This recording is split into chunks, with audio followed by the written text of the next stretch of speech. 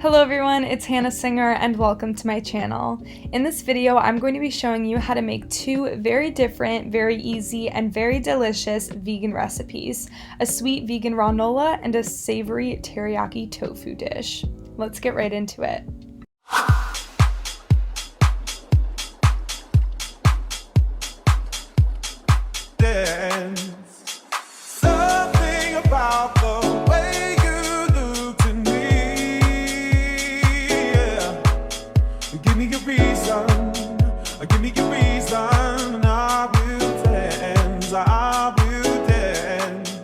The first recipe I'm going to be walking you guys through is the vegan Rawnola. You want to start by thinly chopping up 10 medjool dates until they're really sticky and have a smooth texture.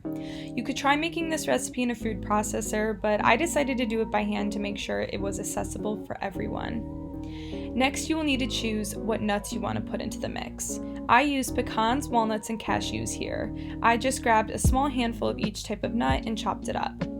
Once the nuts are finely chopped, you will want to take 1/4 cup of the mixture and set it aside. After that, you will need to chop a handful of coconut chips, but I recommend substituting this with coconut flakes if you have them on hand. Place the coconut chips or flakes into 1/3 cup and gather your last two ingredients, which will be 1 cup of oats and 1/2 cup of coconut sugar. Once you've measured out all your ingredients, add them to a large mixing bowl. This is when a food processor would definitely come in handy. You will be combining all the ingredients together in a large bowl and then chopping the mixture up even more to help the dates combine to the dry ingredients. I added 2 optional ingredients, which is cinnamon and maple syrup. The cinnamon just adds a bit more flavor, and the maple syrup helps everything combine a little bit easier. So this part can be a little bit tedious without having a food processor, but I poured the mixture back onto my cutting board and thinly chopped it all together until clumps started to form with the dry ingredients and the dates. Once the dry ingredients have clumped with the dates, your hard work is done and you can enjoy this delicious and healthy snack, dessert, or cereal. My favorite way to eat this granola is to top off smoothie or yogurt bowls with it. It's so delicious. I hope you guys enjoy this recipe, and let's move on to the next one. So for this recipe, you're going to want to start by taking 1.5 cups of rice and 2.5 cups of water, but since we were doubling this recipe for our family, we did 3 cups of rice with 5 cups of water. So next you will want to take a sheet of foil and place it over the rice, and then place it in the oven for about 45 minutes at 375 degrees. So while the rice is baking, you're going to want to press out the water that is in your tofu. The easiest way to do this is just to place the tofu in a rag and then put something heavy on top of it. I used another cutting board to press out the water. You can go ahead and set that aside, and we are going to start making the teriyaki sauce, which starts with 1/4 cup of water, followed by 1/3 cup of coconut aminos, or liquid aminos would work as well. Then place 3 tablespoons of coconut sugar into the bowl. After that, you will want to add 2 tablespoons of rice vinegar and 2 tablespoons of dry sherry and 1 tablespoon of sesame oil. Then add a teaspoon of freshly grated ginger and 1 minced garlic clove. Lastly, you'll want to add 2 tablespoons of chilled water and a tablespoon of cornstarch. Once you have combined all the ingredients, you are going to want to add it into a small saucepan and turn the heat on low. Continue to check in with the sauce and stir it occasionally, but you can move on to preparing the tofu while the sauce is heating up.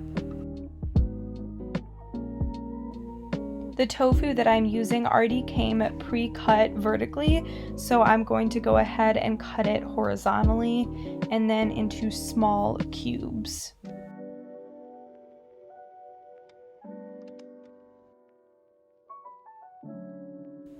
I went ahead and cut them into even smaller cubes, but you can leave them at a larger size if you would like. Then you're going to want to add the tofu to a large mixing bowl and coat it with a tablespoon of liquid aminos, a tablespoon of coconut oil, a tablespoon of cornstarch, and 1/4 teaspoon of black pepper. Once all of the tofu is evenly coated, you can go ahead and place it in the oven at 400 degrees, or in this case, I'm using an air fryer, but it will essentially do the same thing. Set a timer for 15 minutes, but I recommend checking in on it at around 10 minutes just to make sure that it's not overcooking. So now we are going to check in on the sauce and just make sure that it is thickening and at the flavor and consistency that you desire. Once you have found that perfect consistency and thickness, you can go ahead and turn off the stovetop. Once your rice is done, you can go ahead and take it out of the oven and just let it sit and cool down for a little bit. And we're going to just stir fry some veggies in water. I'm just using a stir fry mix that I had frozen and adding in some edamame. Once the tofu is done, you can go ahead and take it out of the oven or air fryer and put it into the saucepan. And then you're going to want to toss around the tofu into the teriyaki sauce until it is all coated. I had my mom try it first and she absolutely loved it, so that was a good sign. So if she likes my tofu, oh my god, that sauce is unbelievable. Y'all need to try it. Once the veggies are done cooking, you can go ahead and enjoy this delicious meal.